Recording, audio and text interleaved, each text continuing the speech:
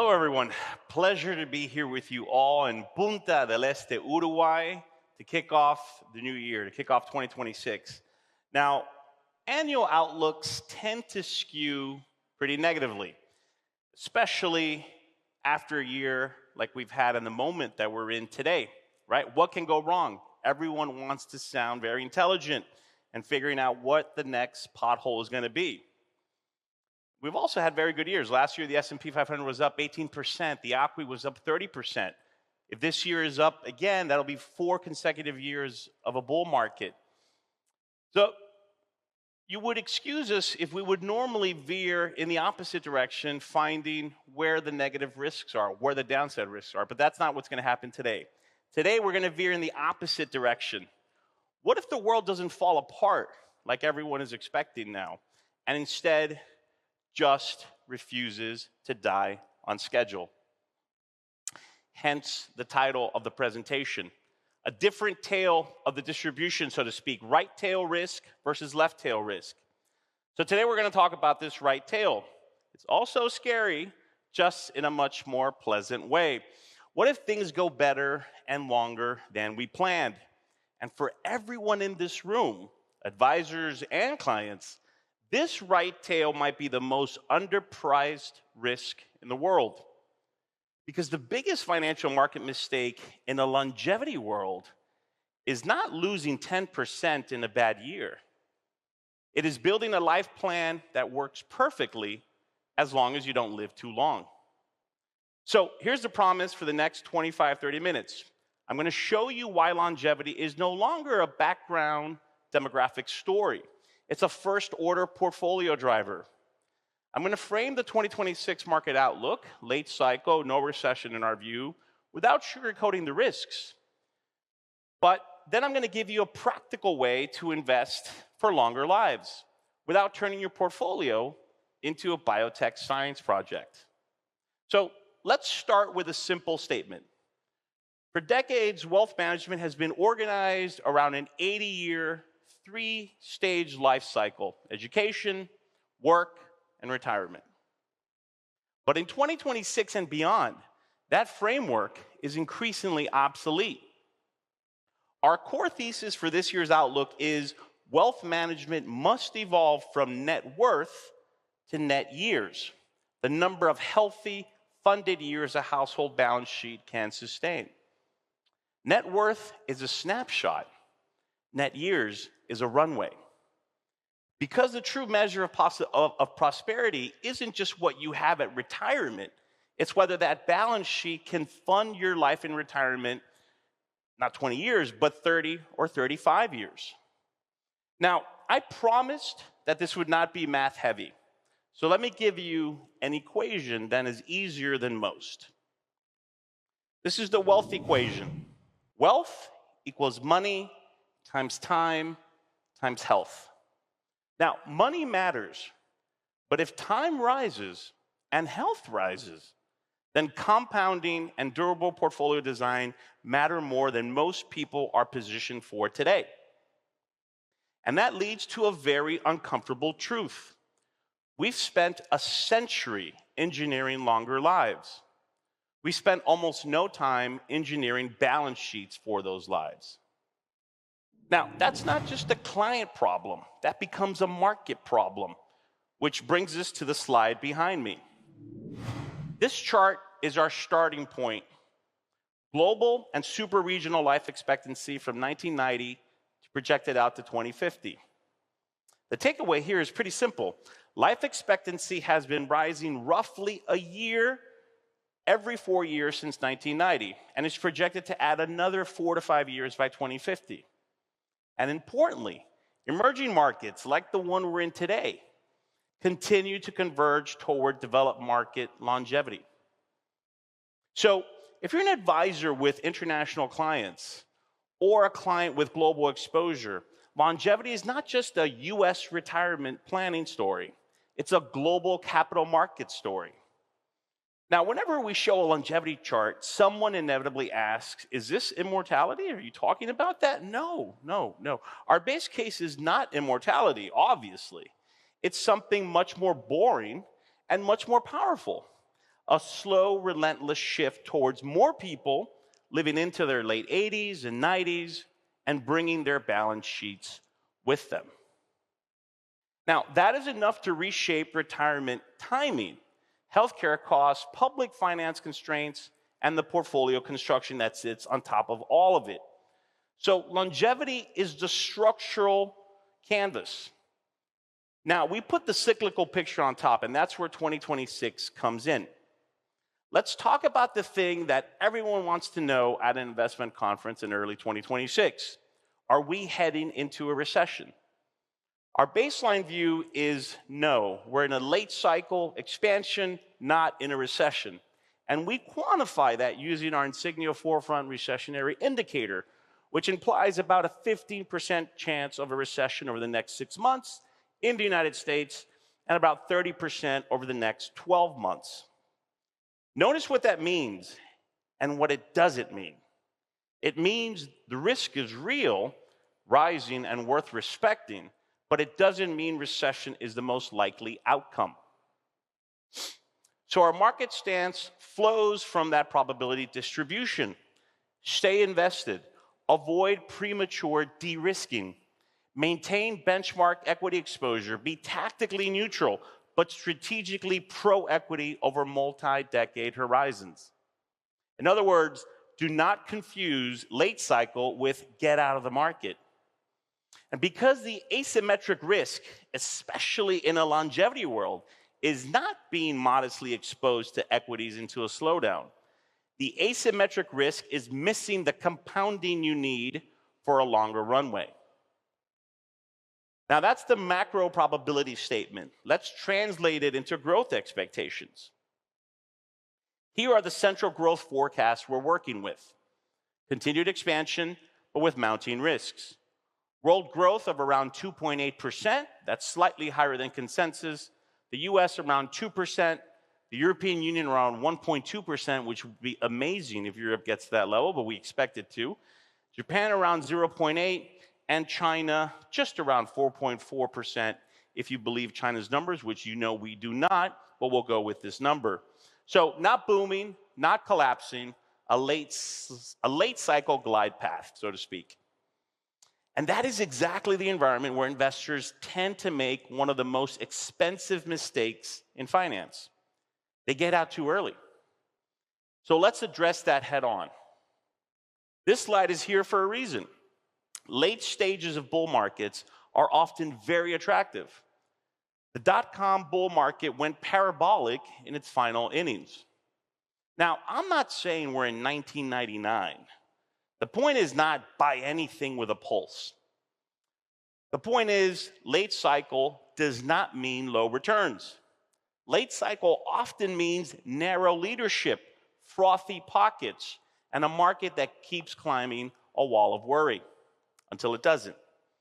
And in our written commentary, we make this explicit. Getting out too early is a real risk. So the portfolio posture is not risk off, it's stay invested, but upgrade the composition, which leads to the single most important equity theme that we have for 2026. We want broader participation beyond a handful of hyperscalers. Our view is not anti-AI, quite the opposite. We've been early and consistent in buying into the AI complex. But we do see concentration risk and valuation froth in a handful of US names, while opportunities across the AI value chain look more attractively priced. So what does AI value chain mean, even in plain English? It means don't just own the glossy storefront. Own the picks and shovels and the infrastructure, power and grid investments, semiconductors beyond any single dominant supplier. You know who I'm talking about. Cybersecurity, industrial automation, and healthcare applications tied to longevity. And here's a subtle but important point for the advisors in the room. Within AI, we prefer equity over credit because debt works best when cash flows are predictable and downside is well-bounded. In AI, we still don't know who the long-run winners and losers are going to be. Owning the upside makes more sense than lending at tight spreads into an industry where business models can be disrupted before maturity. This is one of the ways the longevity-aware framework changes portfolio logic. When your horizon extends, you want exposure to compounding engines, especially where optionality exists. Now let's anchor all of this in concrete market levels. These are our house targets and reference points for year-end 2026. I always want to emphasize, these are targets, not promises. They are a map, not the territory. But notice the implication. Credit spreads are assumed to remain relatively tight. That's consistent with our quality tilt in fixed income. Equity weight overall, modest overweight treasuries, underweight investment grade and high yield credit where shock absorbers are limited. Now we set the macro stage and the market stance. Let's return to longevity because longevity is the force that changes what growth even means. This slide is quietly one of the most important in the deck. It shows how widely AI is already spreading across medical fields, radiology and imaging leading, but with meaningful penetration across cardiology, hematology, neurology, surgery, and many other fields. This matters because it connects the two big drivers of the next decade: productivity technology and health extension, or health span extension, I should say. And it supports a key statement from our outlook: advances in mRNA platforms, GLP-1 therapies, and AI-enabled diagnostics make the base case a continued shift toward longer lives. Let me translate that into something you can use in investment-related conversations. Longevity is not people living forever. Longevity is more clients living long enough for small compounding decisions to dominate their outcome. And for the clients in the room, it's also a reminder that the future may involve more injections and algorithms than diet and exercise alone. Now, every gift has a trade-off. Longer lives change the economy and they change the state, which brings us to pensions. This chart shows pension spending as a percentage of GDP. Big discrepancies across OECD countries. The reason it's in the portfolio deck is simple.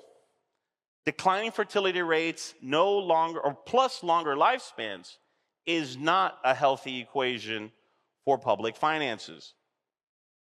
As age-related spending rises, governments face funding pressures, which can put upward pressure on real interest rates over time. And this is where the longevity framework becomes macro-relevant.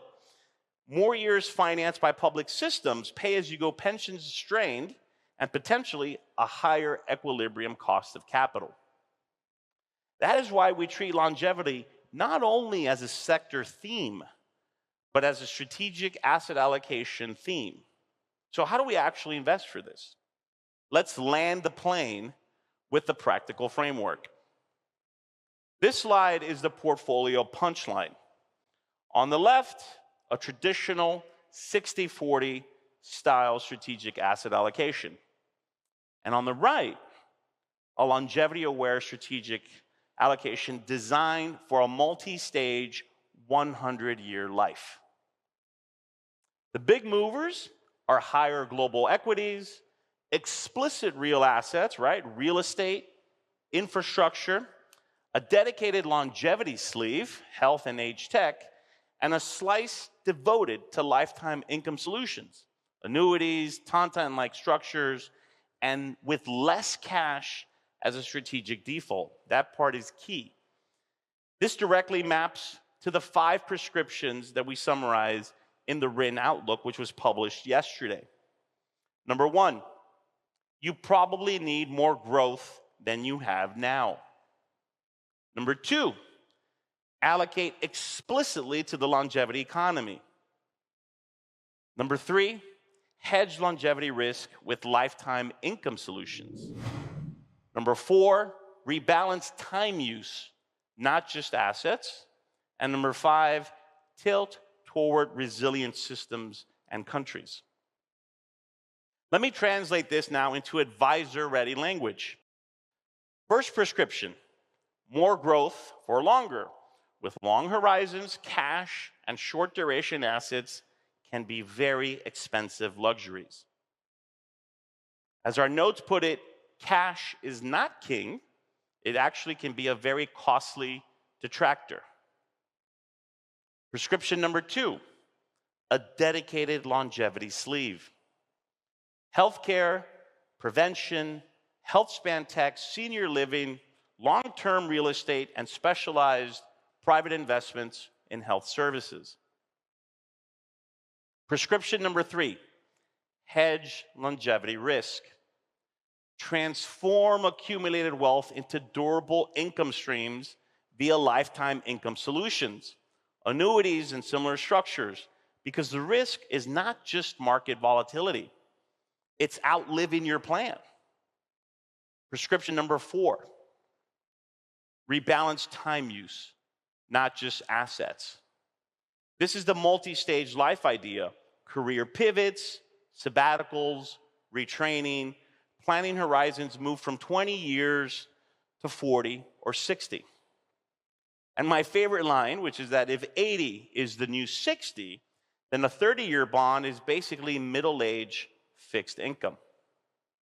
And finally, prescription number 5, tilt towards resilient systems. Prefer companies and countries with strong public health infrastructure, aging resilient supply chains, and technologies like telehealth and care automation. That's the framework. Now, I want to close with a thought experiment, because the real work in this room happens in conversations, not charts. Here's a mini thought experiment for you. If you or your clients live to 100 in reasonably good health, what will you most regret not owning, not studying, not building? Because our job is no longer just to maximize net worth at 65. It's to maximize funded, healthy years for people who may live to 95. In a longevity talk, the question is, what happens if everything lasts longer than we planned? Luckily, we have the luxury of more time to get the portfolio right. Thank you very much.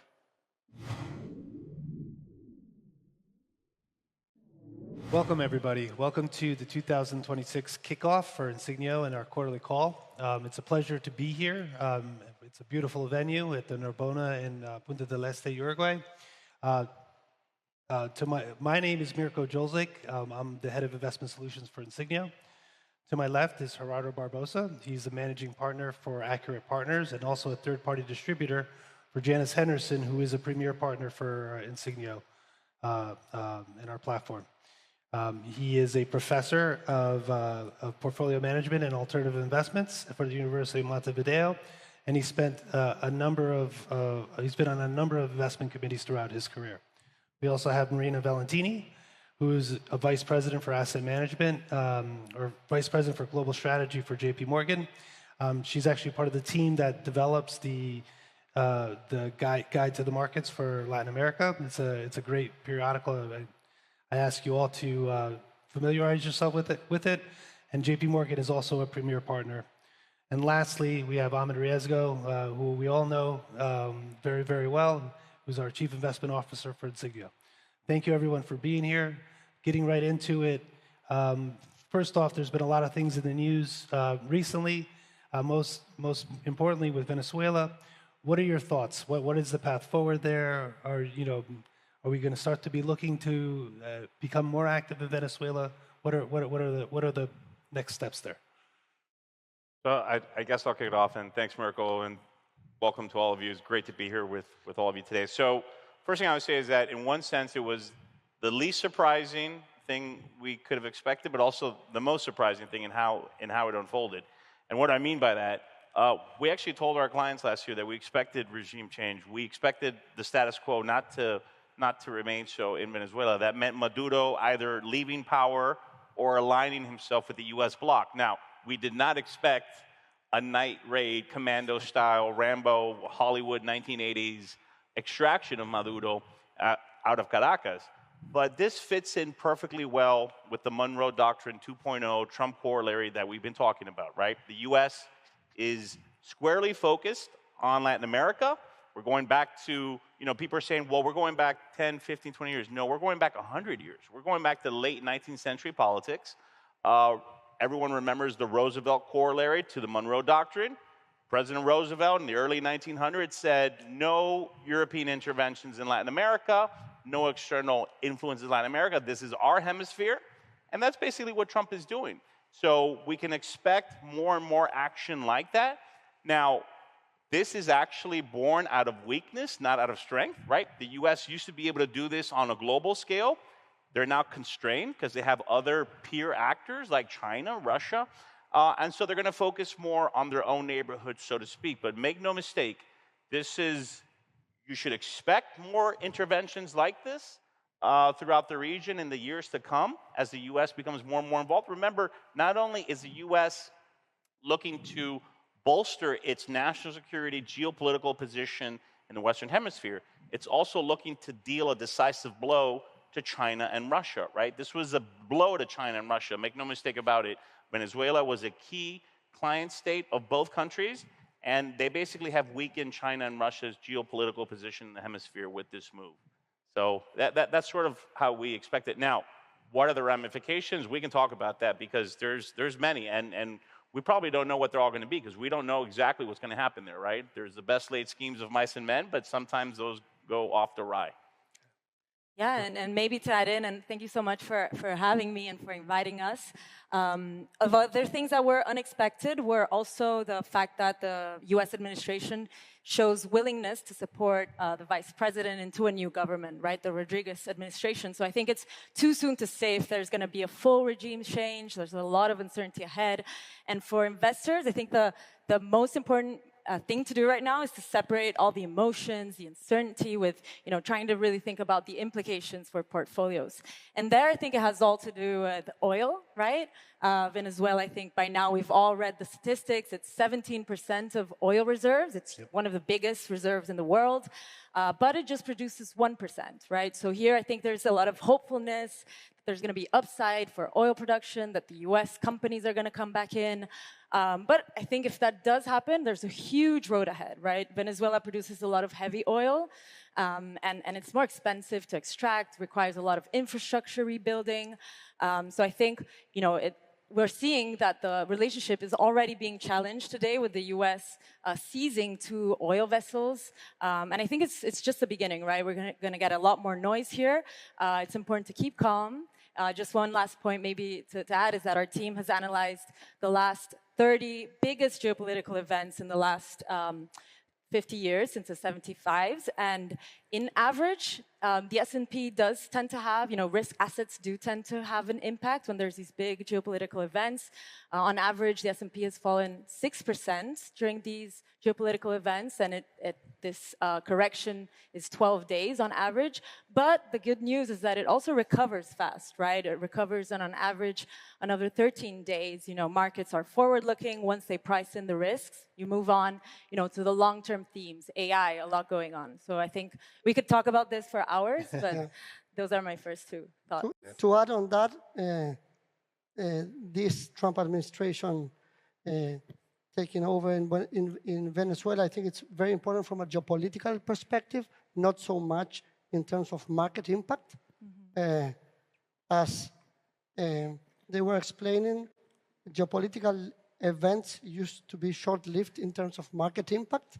So, and even in the case of Venezuela, it's not very significant either in emerging market debt or equity indices.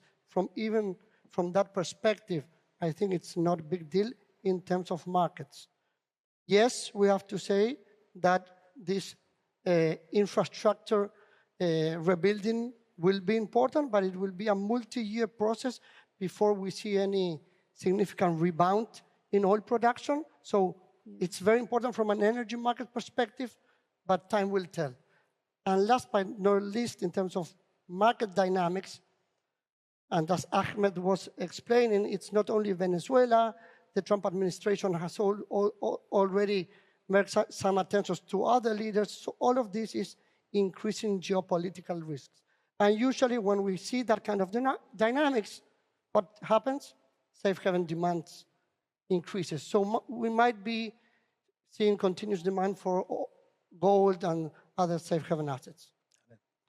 That's good perspective. Maybe I can add something there, Mirko, because when you see with the U.S. move, right, at this point, it's pretty safe to say, yes, we don't know exactly what the government is going to look like, but we can pretty much say with a high degree of certainty it's going to be under U.S. control, or at least indirect U.S. control. At least that's the intention. If that's the case, when you factor in the U.S. reserves, the Venezuelan reserves, and Guyana, remember, Venezuela was pointing the military at Guyana because Guyana, we had a major discovery of oil reserves in Guyana a few years ago. You're talking about 30%, almost a third, of global hydrocarbon reserves under direct or indirect U.S. control. This is clearly a play on commodities and oil. We've had a structurally bearish view on oil. As you saw earlier in my slides, we projected $50 a barrel. That was before this move on Venezuela. But we were factoring in some type of change. It's very tough. Now, Venezuela is at a point where they're producing just under 1 million barrels per day, right? The oil market right now is completely oversupplied, right? There's much more supply than there is demand for oil in the market. So the price was already headed lower. Any kind of new supply is going to add insult to injury and increase supply. Now, how quickly is this going to happen? I don't think it's going to happen so quickly. Because Donald Trump might be president of the United States, but he's not emperor of the world, and he's not a magician or a wizard. What's going to drive American companies to invest heavily in Venezuela is the price of oil. Yeah. And the price of oil is headed lower. That, they might be nudged, but they're not going to be forced, right? Trump can't force Chevron or Exxon to drill in Venezuela, or, Schlumberger or Halliburton to, help refine these products. So it's going to be, I think, a slow grind upwards in terms of production. We think if things go well, we're looking at maybe another 300,000 barrels per day in the next 2 years. That's not a lot. So even though oil we think was headed lower on a structural basis, I wouldn't chase a move down in oil just because of what happened. In fact, if you look around the world, what's happening in places like Iran might actually be telling you, you know what? Even though we're structurally bearish on oil, right now it might be a good time to tactically hedge with a long oil play because a lot of bad news is already priced into the oil market. Great perspective. Great perspective. So we'll turn it over right now to the network and take some questions. The first one is, as we enter 2026, what are the key global macroeconomic forces shaping the environment, and how should investors think about this current phase of the economic cycle? And we'll start with you, Gerardo. Okay.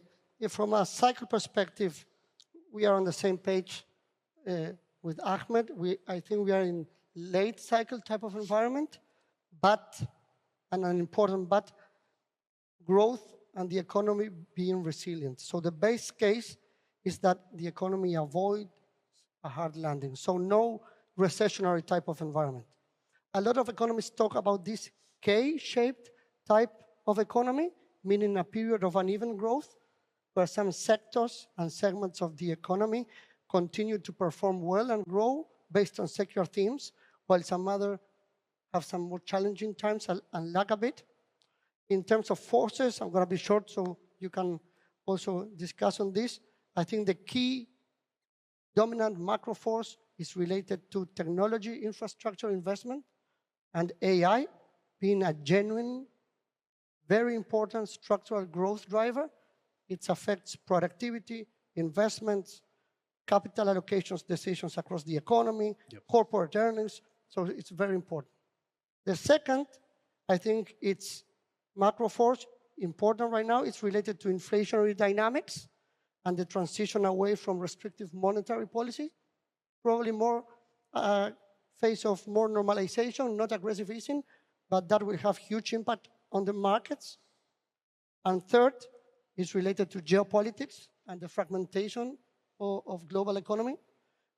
It's strategic resources, regional conflicts, realignment of international trades, reconfiguration of supply chains. All of this will continue to be important forces shaping the economy. So once again, and Ahmed explained a little bit on this, I believe geopolitics should not be just a tail risk from a portfolio perspective, but probably a more important input in an overall framework. Marina?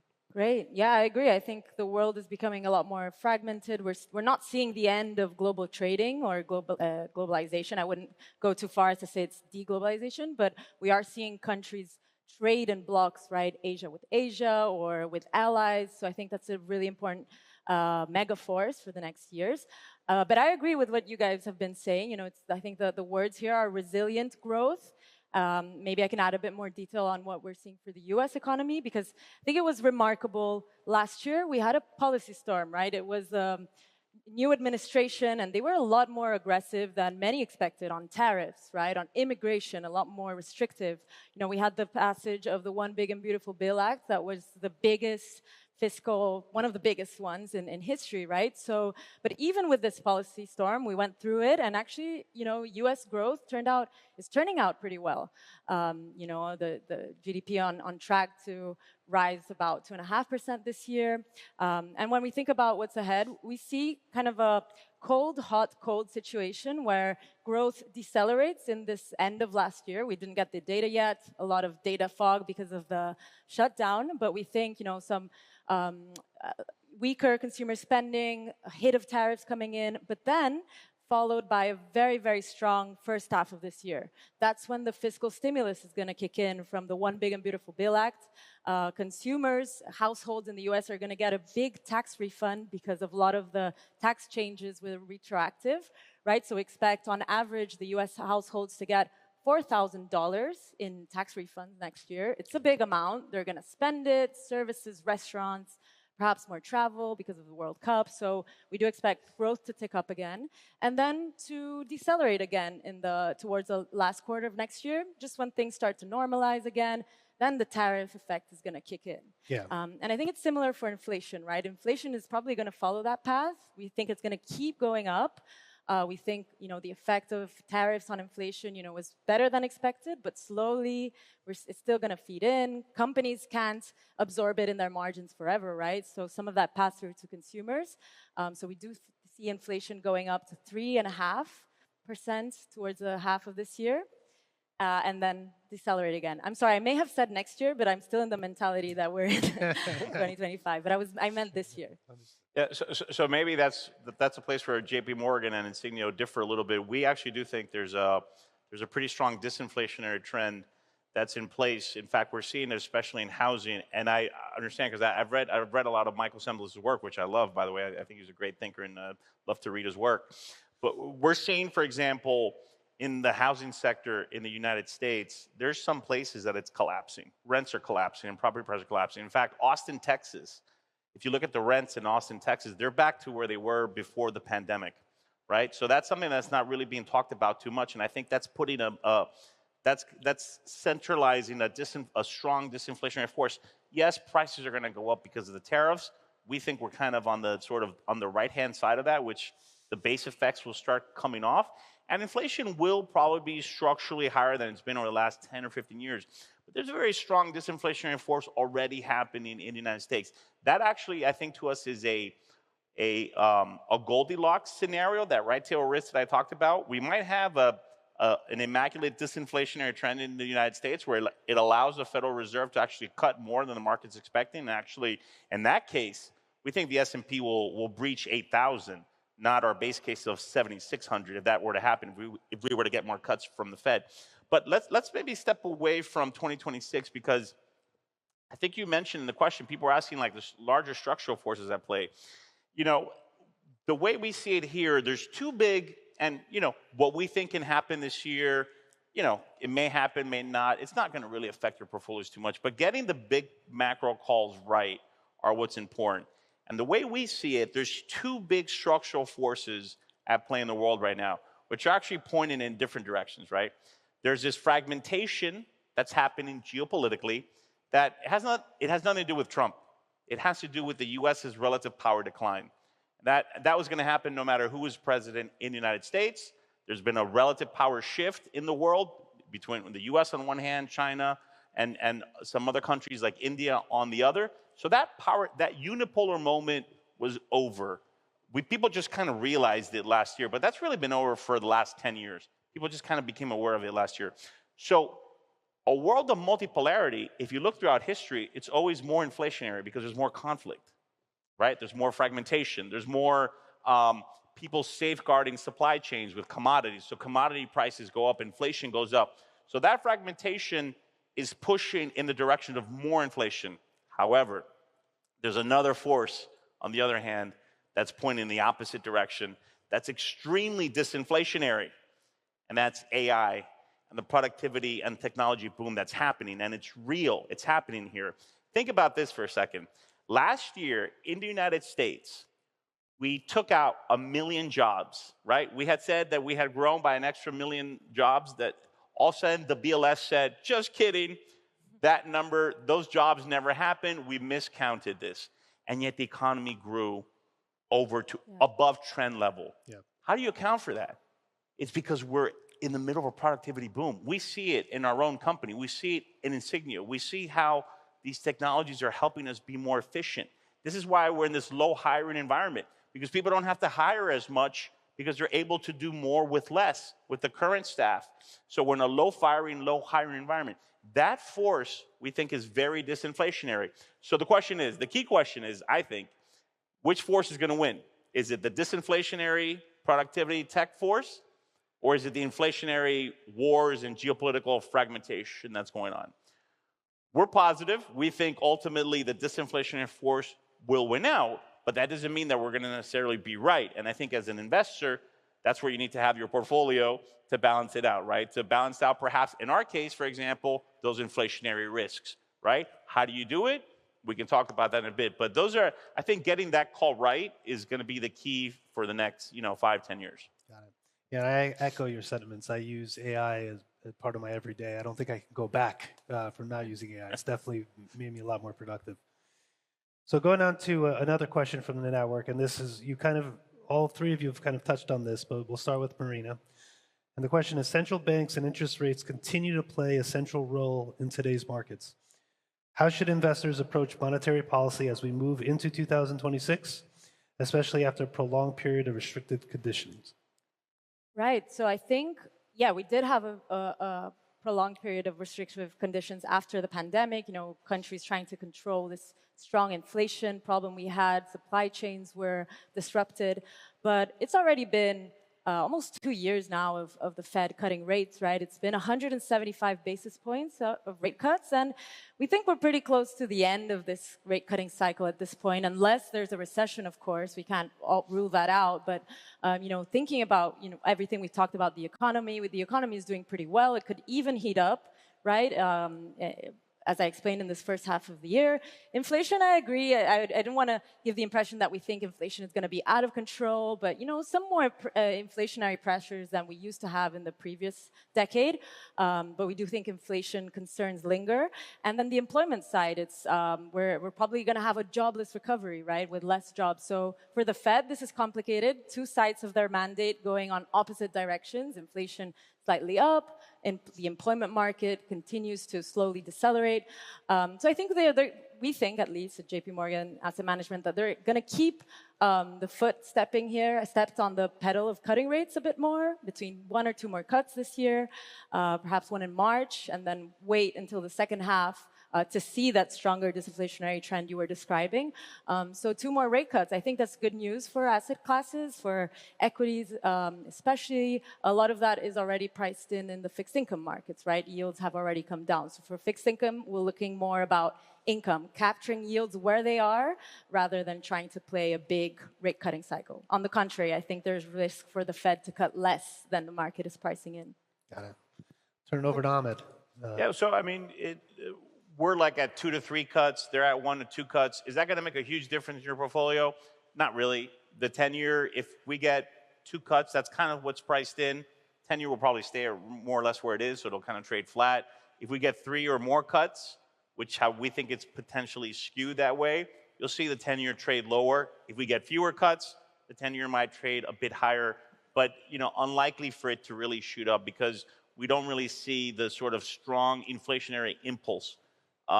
This is not the pandemic, right? In the pandemic, you had a situation where, money was going into people's pockets and there was an increase in the money supply with very little, with limited supply.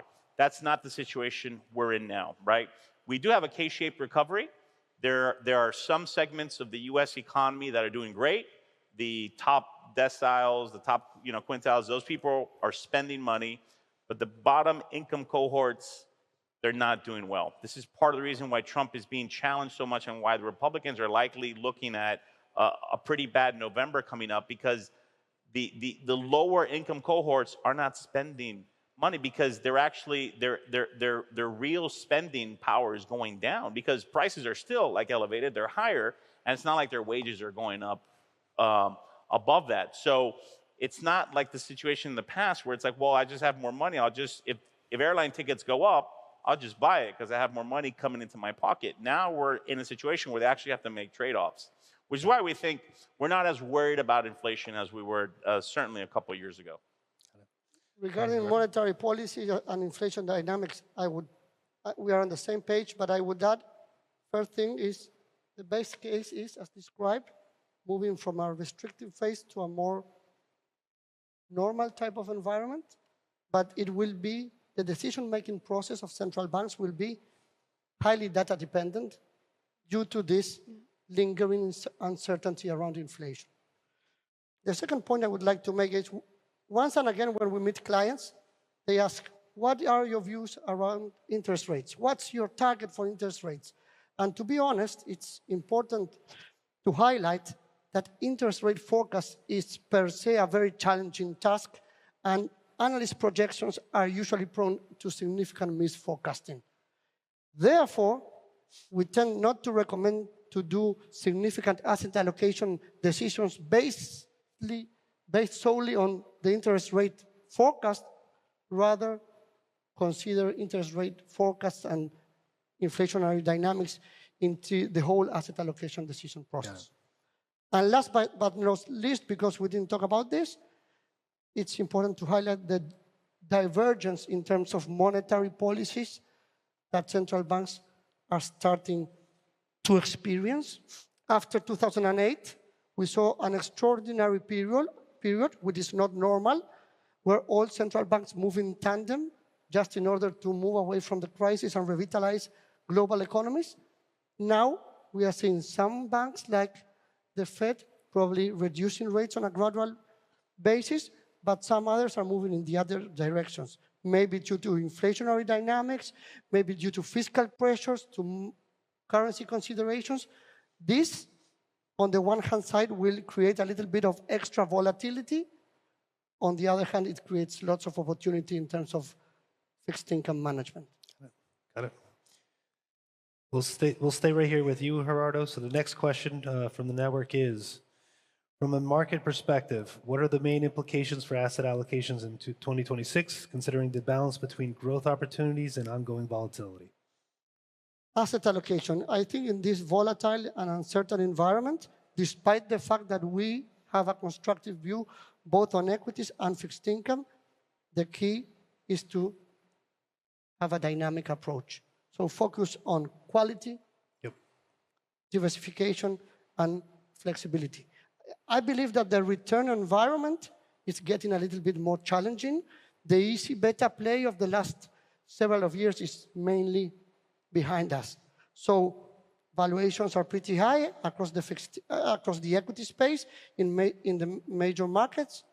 Credit spreads are tight, as Ahmed was describing, in fixed income, and it's overall high level of uncertainty. So once again, we have constructive view on equities and fixed income, but we have to have a lot of attention to selectivity, active management, stock picking, etc. In terms of equity and the growth question that you were asking, I think the constructive view is based on several factors. Prior periods of economic growth alongside Fed rate cuts have proven to be good in terms of equity market performance. On top of that, we have strong corporate earnings growth that reinforces that constructive view.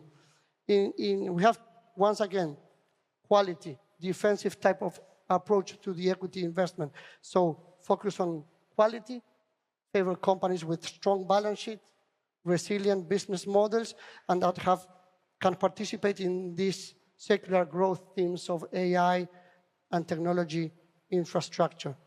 And in terms of fixed income, I think bonds are back. They deserve a strategic role in portfolio in this environment. Not only yields are high, and therefore expected returns are attractive, but once again, high-quality core fixed income has this diversification, capital preservation feature that will be very important from an overall portfolio construction standpoint. And last but not least, yields are high and attractive in fixed income. When we take a look at valuation, and we were discussing this with Ahmed before, valuations are very high in some sectors of the fixed income space, particular credit risk, high yield investment grade. Therefore, we think there are better risk-adjusted expected returns in sectors like securitized debt and high-quality fixed income. Marina? Great. Thank you. Yeah, so I think in summary, we're all on the same page of these huge, powerful forces happening right now. We have AI, but we also have fiscal stimulus, not only in the US, but Europe announcing massive spending on infrastructure, defense. We have monetary easing, and we had a very healthy consumer, right? So I think this was the perfect recipe last year for an amazing year. It was, if you guys saw the movie Everything, Everywhere, All at Once, Riley, right? You know, a lot of assets did well. And I think that this same environment continues for this year. We think it's you know, the setup is here for another positive year. So we are more inclined here towards risk assets. So still positive here on equities and credit.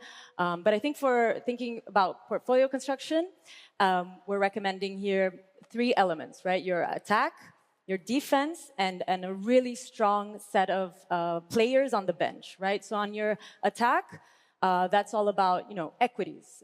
It's like you mentioned, it's a pretty much strong year again for corporate earnings, right? The S&P index is expected to grow earnings 15% after growing 10% last year. Still a big AI theme, now expanding towards the rest of the index, right? So we're seeing very important players here on the utility space, on the industrial side, and also the companies that are adopting AI. So financials. Financials is an interesting sector because it also benefits from the steepening of the curve and from deregulation. Healthcare as well, that you mentioned in your presentation, you know, it really is an interesting play in AI. So we want to make sure our portfolios are diversified through the AI theme to really have that attack. But it's not just about US equities. It's very, very important to continue, if you haven't yet, to start to be diversified internationally, right? The US is expensive, price to earnings at 22 times. We're still seeing that the ACWI, excluding the US, is about 35% cheaper. And this is well above the long-term average, right? So, you know, it's one of the most important investing principles is to, you know, watch out for valuations.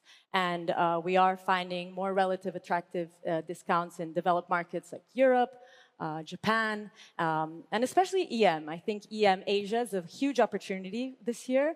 Yeah. China with how it plays into software generation and tech. Korea with the chips and the memories. A lot of involvement in the AI infrastructure. Taiwan and perhaps even India, after lagging behind last year, can improve its relations with the US and start to attract flows again. So EM equities, very, very interesting as well here to play that attack. On defense, fixed income, of course, is, you know, the way to go. We have geopolitical risk. We have all recession risks are always there on the table, but it's more about capturing the income, right? So you have attractive income, 4% treasuries, high yield. We're still finding interesting opportunities in the more quality side. And then beyond just that defense portion, it's, you know, I mentioned the bench warmers. That's super important. It's about diversifying the common diversifier, which is fixed income. We want to look beyond. So things like gold, last year, amazing year, 2 years in a row. Again, I think with geopolitical risks, it's going to continue to attract a lot of attention. But apart from gold, it's alternatives, right? So assets, real assets like infrastructure, they generate income and they protect against inflation risk. So it's kind of thinking beyond that traditional 60-40 is key for this year. Let me complement on that, if you're so kind. I tend to agree. The view is constructive on equities and fixed income. Therefore, at the end of the day, the view is also constructive for the 60-40 portfolio as a building block of the asset allocation. That being said, and we are definitely on the same page, it makes sense to enhance that diversification with alternatives, depending on the characteristics of the client, time horizon, liquidity needs. But I believe that the main for most of our clients is to introduce liquid alternatives with a capital preservation mindset that have low correlation to both equities and fixed income, and with capital preservation features. Absolute return, market neutral type of strategies, because they enhance overall diversification and they help clients stay invested in challenging times. So I think that's the alternative investment part of the question is very important. Got it. Finally, Ahmed? I mean, they all said quite a lot, and I'm mostly in agreement with all of it. I would point out, some untold stories out there. I think, small caps, U.S. small caps have quietly underperformed the S&P 500 over the last 6 months. Yep. No one's really talking about that. The AI bubble that everyone always keeps bringing up, there's parts of the market that are super frothy. There's parts that haven't even begun to trade the AI trade. Healthcare, we think, is one of them. We think there's a massive runway for AI to enhance productivity and efficiencies within the healthcare sector. That hasn't even begun to get priced in, so that hasn't even started. Financials is another one we like. And other countries are going to be late to the game. So they're going to soon start feeling the benefits of AI. So we agree with, we really like Japan. We liked Japan last year as an equity market, had a great year. We like it this year again. The Chinese tech space, we like it very much tactically. It's a peer competitor in many cases to the United States. Really good companies that are trading at big discounts to some of their U.S. peers. The European defense sector, we continue to like it on a structural basis. So there's a lot of opportunities out there, right? I think one key theme is that we need to go beyond the S&P 500. Everyone's been just focused on the S&P 500 for so long because it's outperformed everything else. So why even bother with anything else? I think we're already in that phase, that stage where we need to bother with other stuff, because the S&P, although we're still projecting positive returns, we don't think the juiciest returns are going to be coming from U.S. equities or the S&P 500 over the next couple of years. You definitely want to diversify and agree with the alts comment. We've been embracing alts, so we continue to do that. We think the diversifiers and hedgers in the portfolios are going to have to come from many of these uncorrelated assets that investors, especially retail investors, are not really used to, but they're going to have to become used to it. Got it. Got it. Well, I think we're at time now. So wanted to thank everyone for joining us here today. Gerardo, thank you very much. Marina, thank you very much. It's been a great partnership. It's been a pleasure to have you here. And Ahmed, as always, love to hear your perspectives. Thank you, everyone.